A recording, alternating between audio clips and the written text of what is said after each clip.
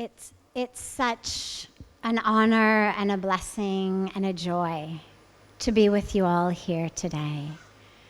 This is what our world needs, is this coming together in oneness, in union, in truth. My favorite story, or one of them, is the story of the 3 men who are stranded on a boat in the middle of the ocean. And naturally, because they're stranded and stressed, they start to fight.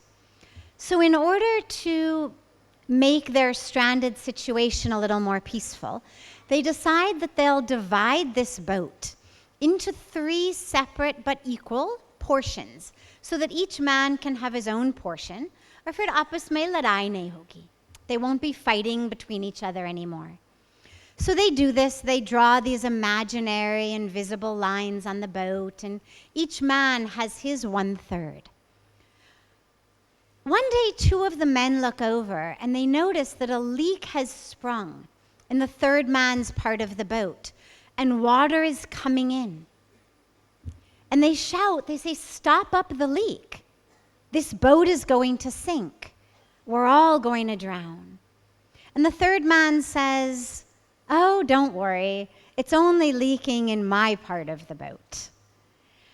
And I love that story because we all understand instinctively, intuitively, that a leak in any part of the boat is going to bring the entire thing down. There is no my part of the boat. Invisible and imaginary lines, or no invisible and imaginary lines. And that, my sisters and brothers, is exactly where we are in the world. We've drawn these invisible, imaginary lines between countries, nations, people, races, religions. And many of us think, "Oh, don't worry, it's not leaking in our part of the boat."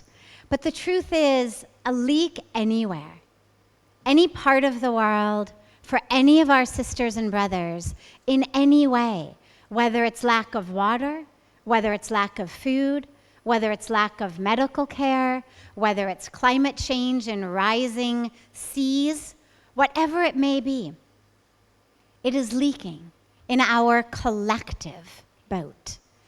And that is why this teaching of Vasudhaiva Kutumbakam is so critical.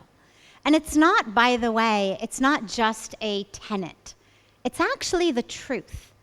Sometimes we speak about these things as ideas or principles. This is actually the truth, whatever language you say it in. We are not only one family, but we are actually one, interconnected.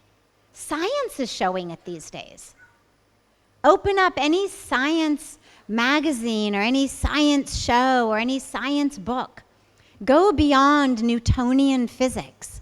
Go into modern quantum physics and look what it's telling you about our interconnection. That which I do right here is rippling out all over the world. Call it quantum entanglement, call it string theory, call it whatever you want to call it. This is Vasudhaiva Kutumbakam.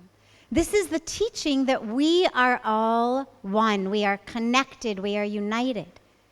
In our Upanishads, it says so beautifully, Isha vasyamidam sarvam yat kincha jagatyam jagat tena tyaktena bunjita ma gridaha kasya swiddanam. And it means everything in the universe is pervaded by the divine. There is nothing, no one, nowhere not pervaded by the divine. So we are not only sisters and brothers, but we are actually one interlinked, inseparable, divine presence. Spirit, whether we say spirit, we say soul, we say consciousness, we say divinity, we say love, we say truth, doesn't matter what word we use. We are one. And this is yoga. All over the world, everybody's doing yoga, which is great. But it's much more than just a union of my nose to my knees or my fingertips to the ground. It is the union of myself, what we call Jivatma, back with the divine, the supreme, what we call Paramatma. It is a coming back from falsehood to truth. We're not creating union, we are remembering the truth of our union.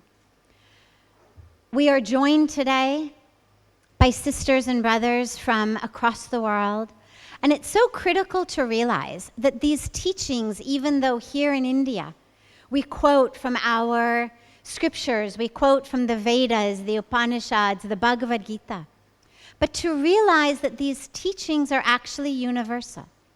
One of my favorite teachings of Jesus Christ is when he says, love thy neighbor as thyself. Now, I love that so much because I was raised in a Jewish family. I then came to India 26 years ago at the age of 25 and have been so blessed to be able to adopt, implement Sanatan Dharma in my life, to be able to walk that beautiful path. But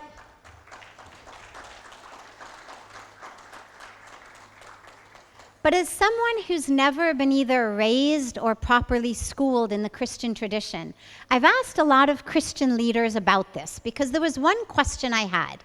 And the question was, when Jesus Christ says your neighbor, does he give any definition? Does he say your next door neighbor? Does he say everyone on your block?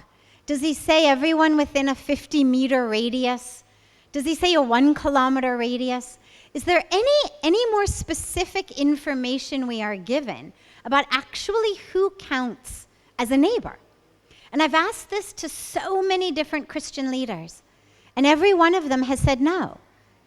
He doesn't say next door neighbor, he doesn't say on your block, he doesn't say a 50-meter radius or a 1 kilometer radius, which to me means there is no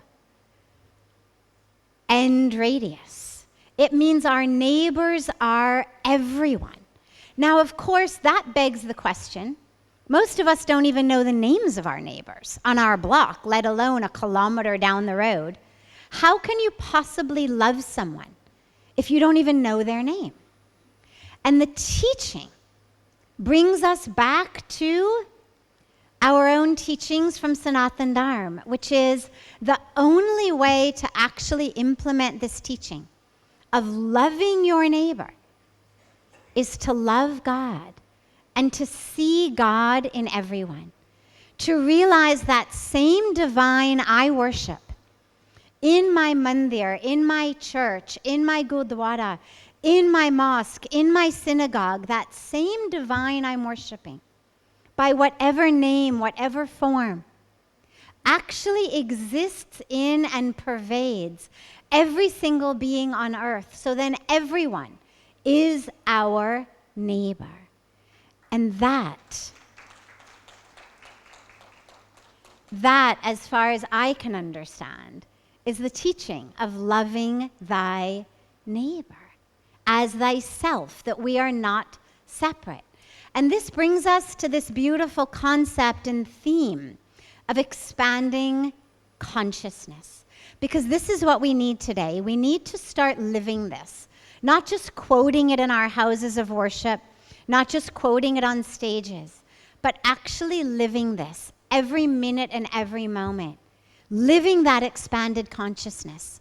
And what that means is, number one, we need a new definition of success. We need a definition that is no longer about how much I earn, acquire, achieve, bring together, stick in my home. My definition of success needs to be how much I serve, how much I give, not how much I acquire and hoard. In so much of the world, we see the world as a bazaar, a marketplace, competition. My gain is your loss. Your gain is my loss. But in India, we see the world not as a bazaar, but as a parivar, a family. That's what Vasudhaiva Kutumbakam means. We are a parivar, a family. And in a family, we don't compete. In a family, your gain is my gain.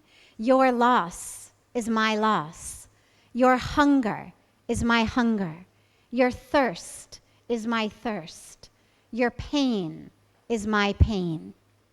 That needs to become our new definition of success. How I alleviate the hunger, the thirst, the pain of others across the world.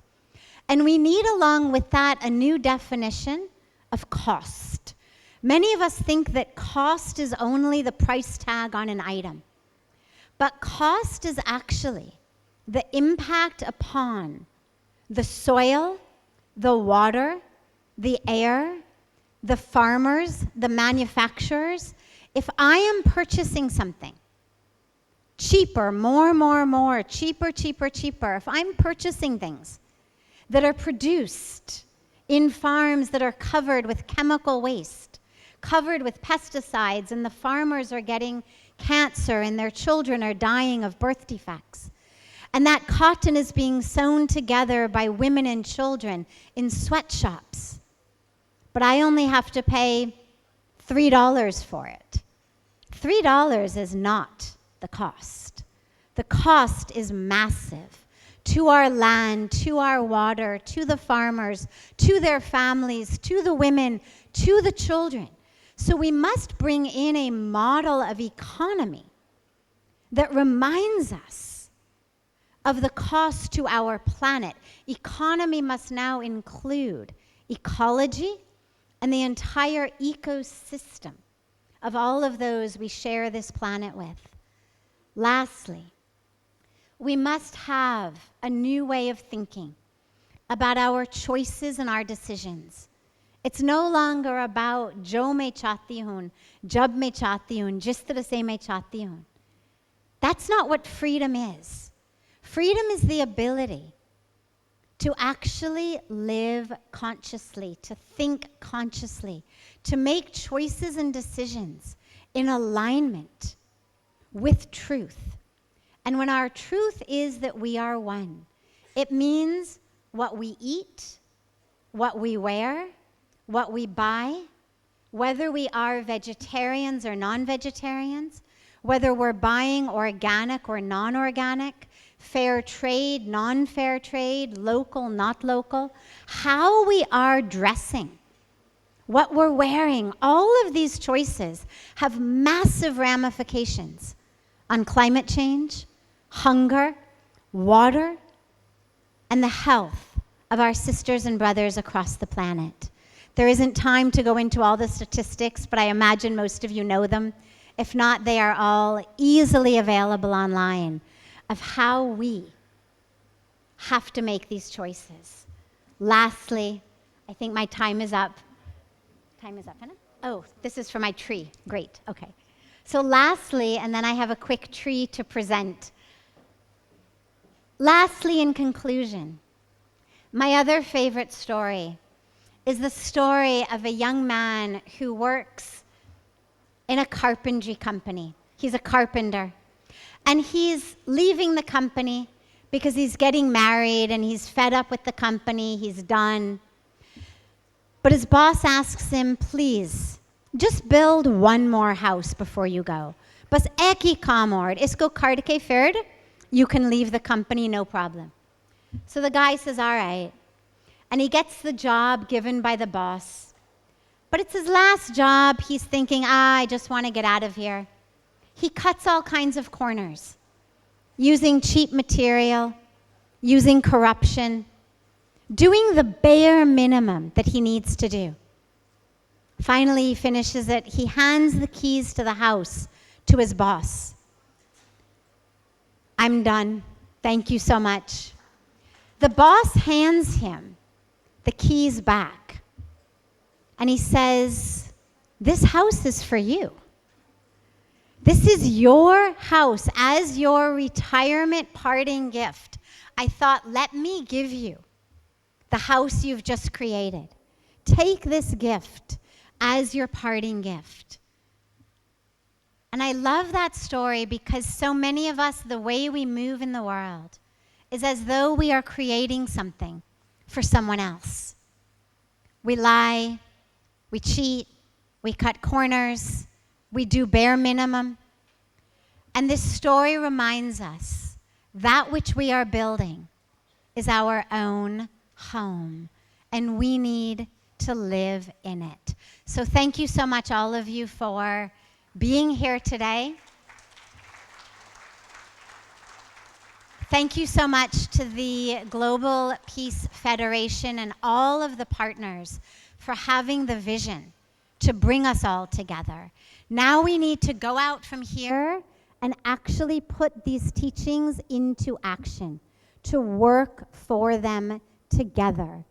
And I would like to call forward the international president, James Flynn, to receive on behalf of the entire Global Peace Federation a very special Rudraksh sapling.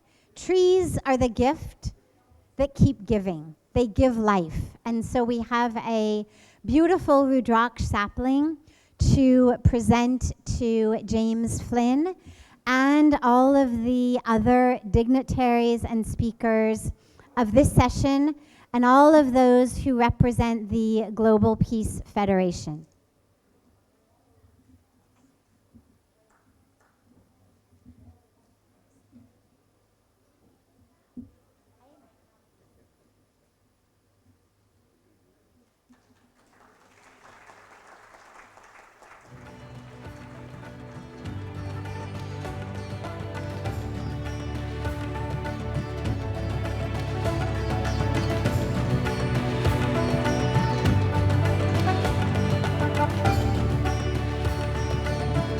जो पौधा होता है वो जीवंतता का प्रतीक होता है, मगर इस प्रेक्षागृह की जीवंतता का तब पता चलेगा जब आप लोग जोरदार तालियां बजाएंगे और पूरे सेंट्रल दिल्ली में इस ताली की जो गूंज है वो पहुंचनी चाहिए।